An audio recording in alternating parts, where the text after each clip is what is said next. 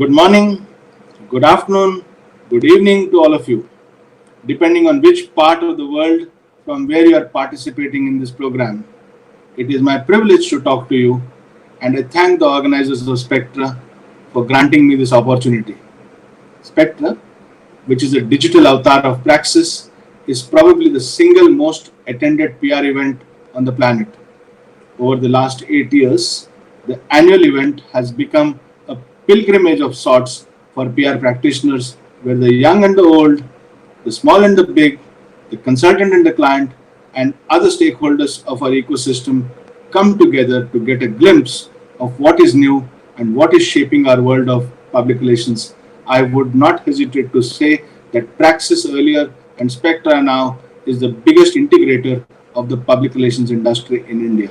I hope the digital format allows you a lot more people to benefit from the wisdom of the formidable lineup of 70 plus outstanding speakers representing business, public relations, public affairs, and the media from around the world. It will be a privilege to hear Mr. Suresh Narayanan, Chairman and Managing Director of Nestle India, Rama Bijapurkar, economist and thought leader, Amish Tripathi, columnist and author, and some global giants from the PR industry such as Marjorie Cross, founder and executive chairman of APCO Worldwide, and Gail Hyman, president of Weber Shandwick. We will also get to hear the wisdom of chief communication officers of some of the world's largest corporations representing a diverse range of industries. If we are attentive, the collective wisdom of all the speakers at Spectra will match the value of any master's degree course in public relations from any great university around the world. The perspectives of so many experts will be immensely enriching, particularly at a time when our whole world has gone topsy-turvy under the massive global impact of the COVID-19 pandemic. Humanity has not witnessed an event of such a magnitude in terms of its health and socio-economic impact and consequences. In the last 11 months, even going by official estimates, we have seen tens of millions of people infected and about 1.5 million deaths. The disease has cost society trillions of dollars. Millions have lost jobs and means of livelihood. Income of many more has been hurt. Each one of us knows several people who have fallen ill, and unfortunately some who have passed away, and many others who have lost their jobs or livelihoods. Most of us attending the event are fortunate ones who will get away with little suffering in the form of confinement at home or constraints in our movements. Our hearts should go out to those who have borne the brunt of this disease across the world. Now, the pandemic has revealed some of our vulnerabilities as individuals, as businesses, and as a society. With the advance in sciences, medicine, and predictive analytics, we were caught completely off guard by this Black Swan event. We have seen a monumental unpreparedness at a governmental level and the crisis of leadership across governments and institutions, and the shameful, I would say, inability of those in power to come together to solve the problem. There are some reasons for satisfaction too. The crisis has demonstrated our strength of character and resilience at multiple levels. It gives me immense satisfaction to see how the average Indian in this country showed resilience to deal with the crisis. I have not seen even the deprived section of society, particularly of Indian society, break down in their confidence. In part, it has to do with the Indian value system, in part the strength of our family ecosystem, and in part perhaps due to the innate spirituality and the tolerance to bear with difficulty. I'm very happy to conduct of our industry too. We stood tall and we stood by each other. As consultancy professionals, we stood with our clients 24/7 all through these months. As communication teams, we worked relentlessly to mitigate the business and reputation impact of the crisis. Our relevance as a profession has been demonstrated in a glorious way once again. We exhibited the same kind of character and responsiveness that healthcare and other essential services did. I have no hesitation in saying that we have conducted ourselves as heroines, as heroes, and that I regard this profession, my profession, as a hero profession. I'm sure that the pandemic has strengthened our resolve to be more relevant than ever before. The story is equally satisfactory in material terms compared to media, and as all of you know, and other marcom disciplines. We have had the PR has had the least job losses, the least salary cuts, and not even one firm or one team crumbled. Most of us are on the way to substantial or full recovery. And if my information is right, most of the salary cuts across the industry have been restored or are being restored, at least in India. This is a solid testimony of our strength and usefulness as well as the value of our intermediation between business and society. We could justifiably call ourselves an essential service. There is light at the end of the tunnel. Rather, the end of the tunnel itself is in plain sight. The vaccine is around the corner, as all of you read in the newspapers. It's only a matter of months. The economic recovery has been very rapid in the last few months. In many sectors, it's like a V-shaped recovery. The stock market, both the BSE Sensex and the Nifty, are, you would be surprised, at an all-time high. Policy reforms to encourage investments in manufacturing, agriculture, opening the banking to corporate sector, land and labor reforms will boost the economic activity in the times to come. The future of work, with ideas like work from home or work from anywhere, will unleash significant efficiencies and productivity of resources. A tsunami of youthful and entrepreneurship is sweeping the land, creating new forces of wealth and economic power. Lastly, the power of a billion aspirations will provide the tailwind for sustained growth in the months and years to come.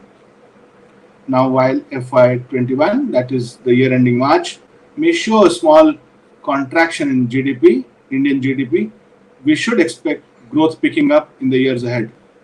Now, let's shift our gaze to the future and see the imminent changes in business that will impact our organizations and consequently us as public relations practitioners. Even a cursory reading of the media commentary suggests that the post-pandemic environment will be full of existential challenges to business. Accelerated change and disruption will be way of life. There will be nothing called a new normal. Eventually, everything will be in a dynamic motion, causing continuous instability and uncertainty. The forces of disruption are well known to all of us. Information technology, biotechnology, climate change, multidimensional polarization in society, demographic shifts, increased regulation, geopolitics of the neighborhood in the recent events, hyper-nationalization, and perhaps an imminent new Cold War. Now, there are structural shifts also happening in the political business dynamic in India, which will create a new layer of complexity. Activism is not new to us as PR practitioners, but it is showing a new intensity and spread from across and it is coming from across constituencies. It is safe to say that business, as a powerful constituent of society, will be under unprecedented scrutiny and finding itself positioned at the crossroads of conflict. There is all-round evidence of retribution and stakeholders demanding accountability and responsible corporate conduct. The chorus comes from multiple constituencies, and including investors, lenders, social activists, millennial employees, consumers, and communities around manufacturing plants alike. The chairman of Goldman Sachs, Mr. David Solomon, recently said that he won't work with companies with all white, all male corporate boards. Similarly, the BlackRock chairman, Larry Fink, said that they will place sustainability at the center of their investment approach. The New York Times recently published a letter from 3 members of the Rockefeller family urging banks not to invest in companies using fossil fuels.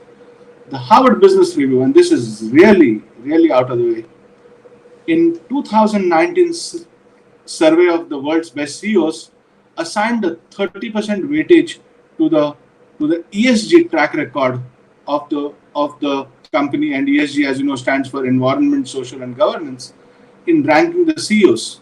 In a landmark decision in 2020, the HBR has also scrapped the top 100 list altogether, citing inadequate diversity as the principal reason. Similarly, policymakers around the world are pushing back on the conduct of big tech. big technology companies. The Indian investors, lenders, and institutions will take cognizance in due course of all these issues, but the netizens are a great barometer. Any corporate misdemeanor is punished swiftly and sometimes disproportionately, causing great impact to business and reputation. All of us are aware of recent events on the internet. Businesses must understand and appreciate that the dominant public sentiment in social media is one of grief, frustration, helplessness, and anger. Therefore, whatever we do must be keeping the public perspective in mind all the time. The combined impact of these powerful forces is enough to keep chief executives awake at night for a long time to come. Now we know that when the chief executives are awake, they keep the comms people also awake at night. And when the comms people are awake at night, be sure that the consultancy folks also have to be awake all the time at night. Business leaders are rapidly waking up to the new reality. The new corporate vocabulary is getting enriched with words like purpose, empathy, compassion, social responsibility, diversity, equity, governance, and inclusion. It is good to hear these emotions being expressed and reiterated in interviews, meetings, webinars, conferences, and also a bulk of recent management literature, whether you read the Harvard Business Review or the MIT Sloan Review or any management literature of this kind. Now, there is perhaps now an acute realization that lip service won't work. Some real behavioral shifts are necessary. The business risks for not taking cognizance of these factors are existential in nature.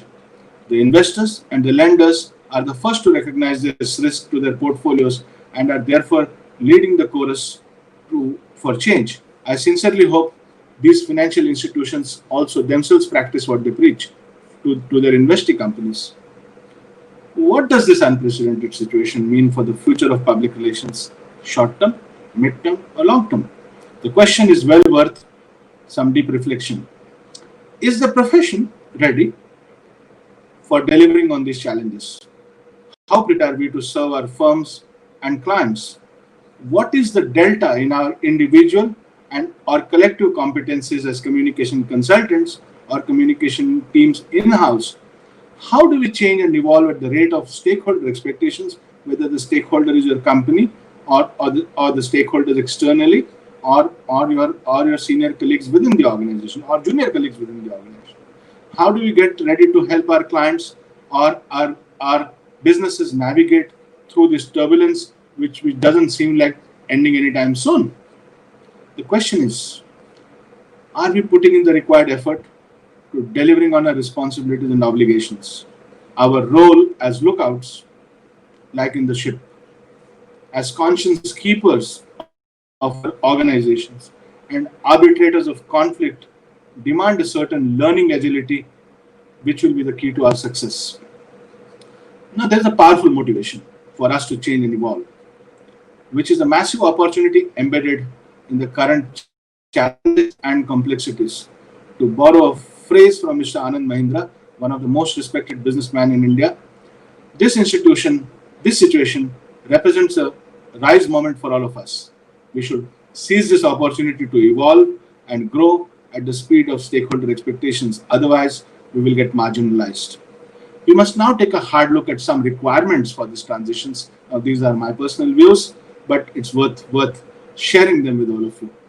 First, there is an urgent need of reskilling, and I repeat, there is an urgent need of reskilling the entire industry to conform to the new realities. This has to start at the grassroots, at the individual level, from the junior executive in the PR consultancy or a COPCOM team to the head of the firm or the chief communication officer. All of us have to subscribe to this. Continuous learning with a sense of urgency. We don't have enough time now. Is the only solution. The common competences for consultants will be strategic planning. If you can't think strategically, if you can't plan strategically, well, there is an issue. Besides strategic planning, management of resources, issues and crisis management, because crisis will be pandemic, research and analytics and media relations. Digital literacy is a must, like a common practice. Like in the army, Everybody, including a janitor, including a nurse, including a chef, must be able to fire a weapon. Everybody in PR must be having basic digital capabilities. The specific learning for each menu will depend on the role, the specialization, and the seniority. It is beyond the scope of this address to go into the details. In my humble opinion, an average individual would need, please note this, in my opinion, the average individual needs to spend 200 hours per year for the next several years in catch-up learning. Organizations, consultancies, or clients should budget 200,000 rupees or about $3,000 per employee per annum for learning and development, as well as make the time available. It's not enough to give the money. The person needs time.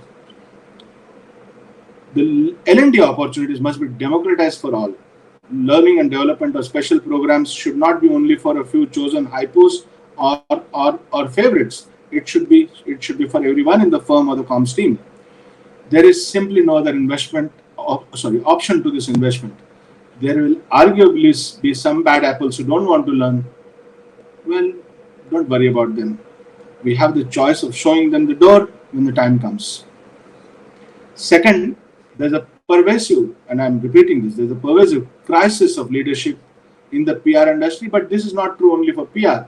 It is now true in government, in economy, in politics, in media, or in institution after institution. We have seen how our government leaders across the world, from the United States to Europe to parts of Asia, or even in India, at different levels have dealt with the pandemic. As an industry, we need to address the situation with a long-term perspective. In part, the strategy should be to groom our younger and mid-level colleagues to create a strategic long-term pipeline of leadership, even while we invest in the transformation of senior leaders.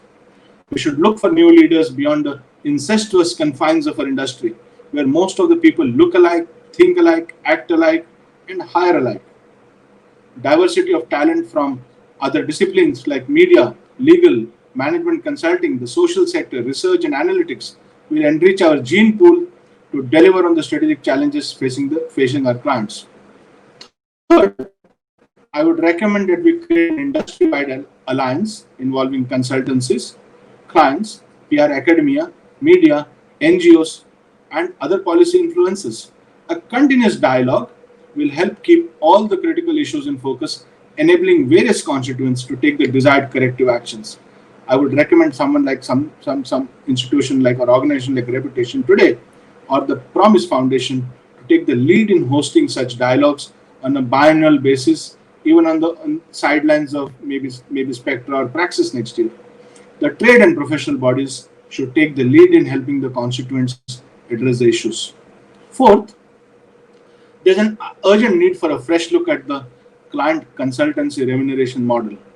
The demand side, which is the clients, have a responsibility in enabling us to rise to the challenges. In fact, in any industry, the supply side has a responsibility in helping the growth and evolution. Sorry, the demand side has a responsibility of helping the growth and evolution of the supply side. And wise companies and organizations always create strong service providers.